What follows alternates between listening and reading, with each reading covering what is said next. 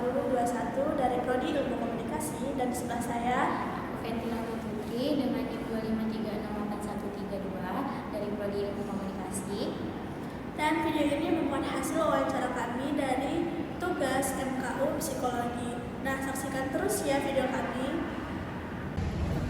Oke, selamat sore Bapak. Apakah boleh saya melakukan wawancara sebentar? Ya, boleh. Oke, Bapak, sebelumnya perkenalkan, nama saya Marina dengan NIM 253681321 dari Prodi Ilmu Komunikasi.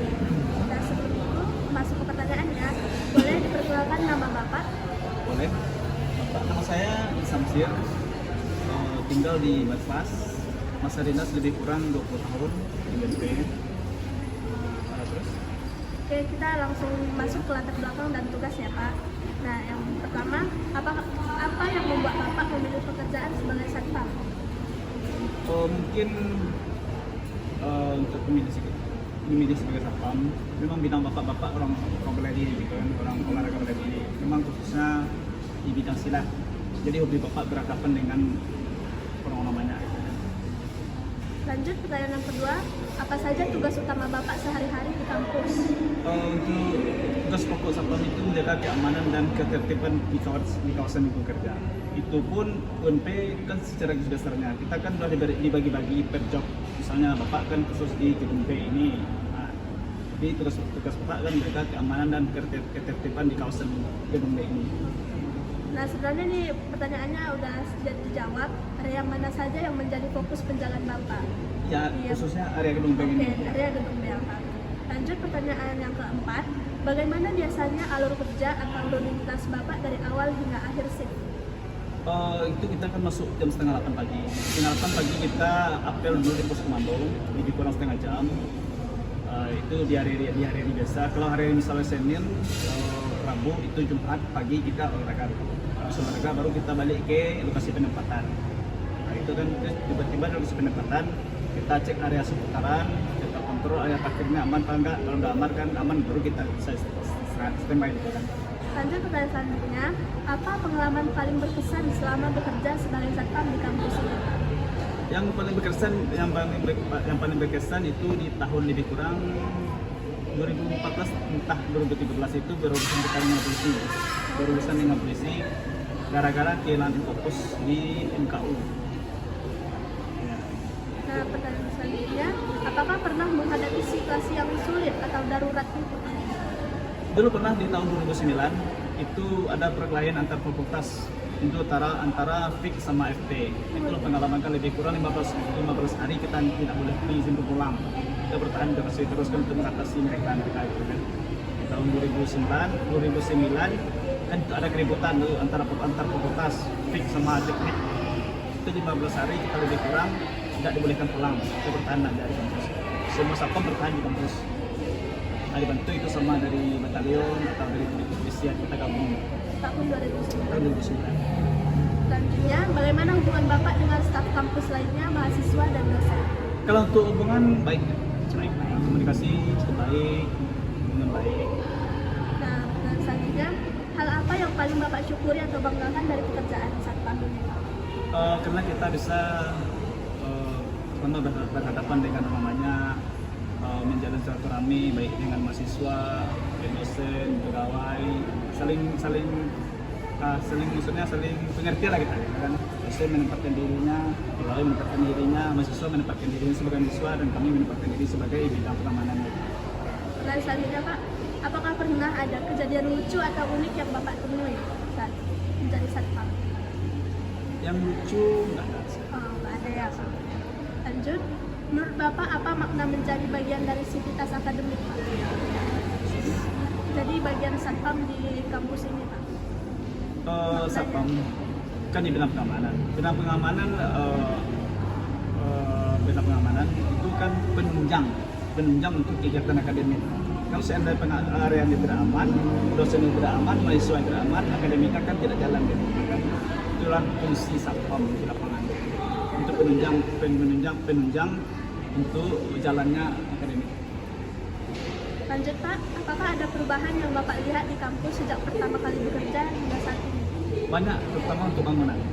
Bangunan dulu Bapak baru bergabung di UMPR tahun itu baru 2007, bangunan tidak seperti ini. Rata-rata tidak ada yang bertingkat. Itu sekarang kan udah sampai tingkat 5, 4 kan, itu bangunan bagus. Ya cuma kendalanya ada parkir yang kurang. Ya, parkir yang kurang.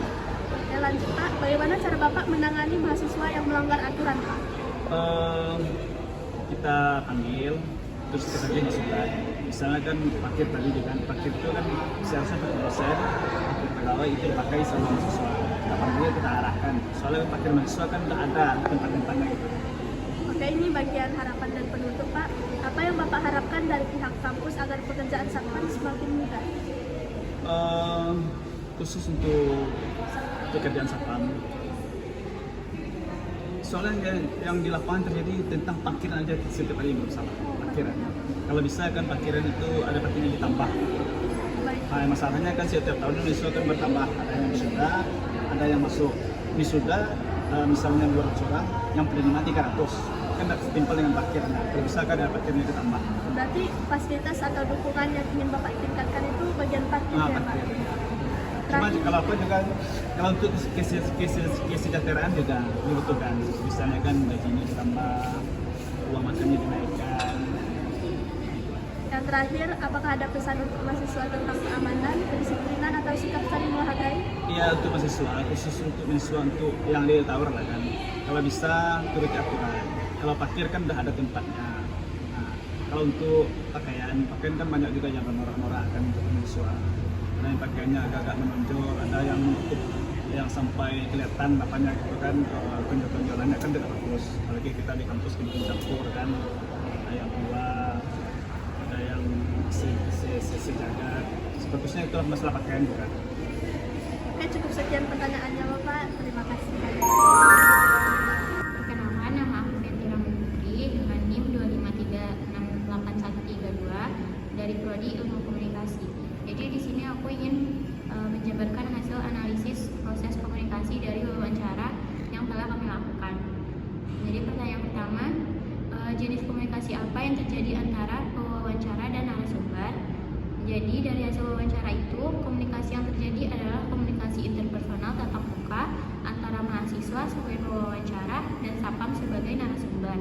Komunikasi itu berlangsung dua arah, karena kedua belah pihak saling memberi respon dan membangun percakapan. Yang kedua, apakah mahasiswa sudah menerapkan etika berkomunikasi yang baik? Menurut kami, iya, karena Marina sudah menerapkan etika komunikasi yang baik dengan membuka percakapan dengan salam dan izin, lalu memperkenalkan prodi dengan jelas, seperti menyebutkan nama, NIM, dan prodi. Terus menggunakan bahasa yang sopan dan profesional. Lalu lanjut memberi kesempatan kepada narasumber untuk menjawab dengan tenang tanpa dipotong dan menyusun pertanyaan secara beruntun. Sikap ini menunjukkan penghargaan terhadap narasumber dan situasi wawancara. Oke, baik. Yang ketiga, hambatan dalam proses komunikasi yang terjadi. Hambatan yang kami dapat itu adalah menyesuaikan waktu dengan narasumber. Terus yang kedua, situasi lingkungan di sekitar tempat wawancara, yaitu di kampus yang berpotensi menimbulkan gangguan kecil seperti suara sekitar. Yang keempat, usaha mahasiswa mengatasi hambatan komunikasi. Usaha kami yaitu yang pertama menyesuaikan jadwal dengan jadwal bapaknya sebagai narasumber. Jadi kami bisa menyempatkan waktu dengan bapaknya untuk melakukan wawancara tersebut. Dan selanjutnya menjaga kontak mata dan bahasa tubuh yang mendukung, lalu memberi waktu narasumber berpikir tanpa terburu-buru. Pertanyaan yang kelima adalah hal apa yang bisa diperbaiki agar komunikasi lebih efektif? Beberapa hal yang bisa ditingkatkan yaitu yang pertama, pewawancara dapat menambahkan pertanyaan yang eksploratif atau probing untuk menggali detail lebih dalam. Yang kedua, pewawancara bisa memberi parafrase sesekali untuk memastikan pemahaman yang sama. Yang ketiga, pengaturan tempat wawancara bisa dipilih yang lebih tenang agar minim gangguan suara. Pertanyaan keenam, apakah komunikasi yang terjadi sudah efektif? Komunikasinya sudah cukup efektif karena pesan dapat diterima dengan jelas, narasumber menjawab lengkap, dan alur wawancara berjalan lancar. Tidak ada hambatan besar yang menyebabkan informasi hilang atau salah paham.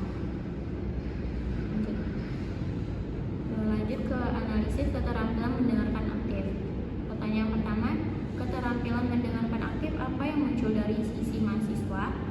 Dalam wawancara, Marina menunjukkan beberapa keterampilan mendengarkan aktif, seperti memberikan perhatian penuh pada narasumber, lalu tidak memotong pembicaraan dan menunggu hingga jawaban selesai.